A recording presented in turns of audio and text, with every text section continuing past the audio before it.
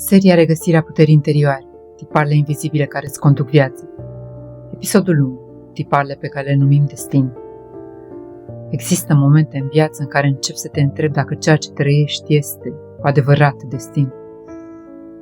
Poate ai observat că anumite situații par să se repete, relații care încep diferit, dar se termină într-un mod surprinzător de asemănător. Oameni diferiți care, într-un fel sau altul, ajung să atingă aceeași rană. Circumstanțe care par să se întoarcă, ca și cum viața ar relua același capitol doar cu alte personaje. În astfel de momente apare o întrebare profundă. Este acesta destinul meu? Sau este ceva din interiorul meu care recrează aceleași experiențe? Pentru mult timp, oamenii au numit aceste repetiții destin, o forță invizibilă care ar decide ce se întâmplă în viața noastră.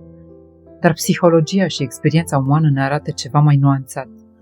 Multe dintre lucrurile pe care le numim destin sunt de fapt tipare. Tipare emoționale, tipare de percepție, tipare de reacție. Aceste tipare nu apar la întâmplare. Le se formează în acele perioade ale vieții în care învățăm cum funcționează lumea, în copilărie. Atunci când creierul nostru încearcă să înțeleagă relațiile, siguranța, iubirea, respingere. Un copil nu are puterea de a schimba mediul în care crește, dar are capacitatea extraordinară de a se adapta. De aceea, fiecare copil creează o hartă interioară a lumii, o hartă care răspunde la întrebări fundamentale. Este lumea sigură sau imprevizibilă? Trebuie să lupt pentru a fi văzut sau trebuie să mă retrag pentru a fi acceptat? Iubirea este stabilă sau trebuie câștigată? Aceste concluzii nu sunt formulate în cuvinte. Ele devin senzații, emoții și reflexe.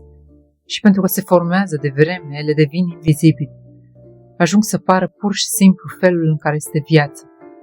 Mai târziu, când intrăm în relații, când luăm decizii sau când reacționăm la conflicte, această hartă interioară continuă să funcționeze, uneori fără ca noi să știm.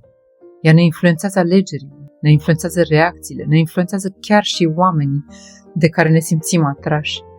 Nu pentru că ne dorim conștient aceleași experiențe, ci pentru că mintea umană caută familiarul, chiar și atunci când familiarul nu este confortabil. Este un paradox profund în natura umană. Ceea ce este cunoscut pare sigur, chiar și atunci când aduce durere. De aceea, uneori, oamenii se regăsesc în situații sau relații care seamănă cu cele din trecut. Nu pentru că viața îi pedepsește, ci pentru că tiparul caută rezolvare, pentru că ceea ce nu a fost înțeles sau vindecat încearcă într-un fel să fie văzut. Dar există o veste profundă liberatoare în această înțelegere. Dacă ceva este un tipar, nu este destin, pentru că destinul nu poate fi schimbat, dar tiparele pot fi văzute. Și în momentul în care un tipar devine vizibil, se întâmplă ceva important. Nu mai ești complet prins în el. Conștientizarea creează spațiu între reacție și alegere, spațiu între trecut și prezent, și în acel spațiu apare ceva nou. Libertatea de a trăi diferit.